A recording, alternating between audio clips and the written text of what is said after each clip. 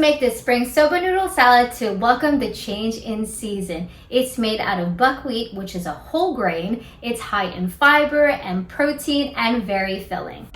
You deserve to be happy and healthy. Hey folks, Joyce here, certified health and nutrition coach.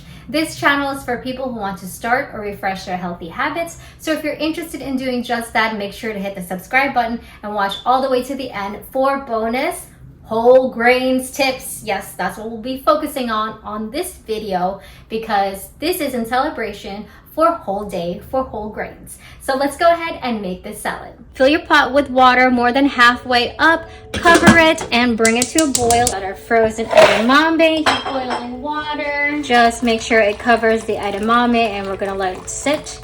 Next, we are going to massage our kale in this bowl. And so we're just going to drizzle a little bit of avocado oil just like that. And we're massaging it in ever so gently. This is a super easy dressing to make. Putting in a 1/4 cup of peanut butter, 1/4 cup of rice wine vinegar, about 1.5 tablespoons of soy sauce, just 1/2 tablespoon of minced garlic. Whisk it until it's smooth. Add about 1/4 cup of water to thin it out. That is our dressing. Add the full packet of the soba noodles, because this is only 8 ounces. And I'm stirring them up gently. The soba should be boiled for about 8 minutes. While the noodles are cooking, go ahead and prepare your ice pack. Drain the noodles, and we're going to shock the noodles. I'll try to just separate them in the ice bath. We're just going to press them gently and set it on top of the kale. Okay, we're going to add our edamame and our salad dressing. Toss it so it's evenly coated. This recipe gives you 4 servings, so it's perfect for meal prep. Really tasty. So there you have it, folks, the spring soba noodle salad. When choosing whole grains, it's really awesome if you can find that whole grain stamp, but sometimes you can't find that whole grain stamp and that product is actually considered a whole grain. So how do you decide that that is something that you want to choose for your health?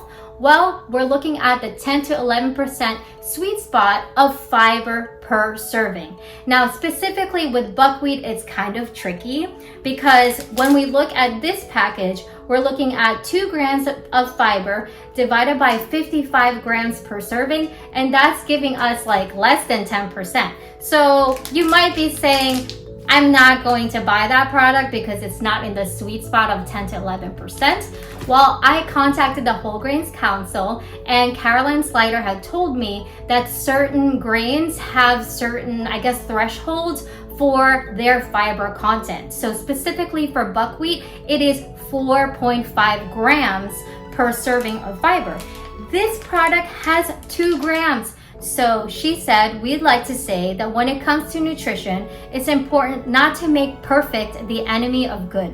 That it doesn't have to be 100% whole grain all the time to be beneficial.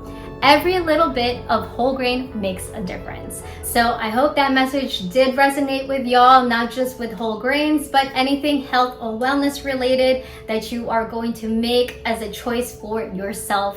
So thanks so much for watching. If you enjoyed this video, give it a thumbs up, share, or hit the subscribe button if you haven't already. And if you have, thank y'all so much. See y'all soon. And remember, you deserve to be happy and healthy.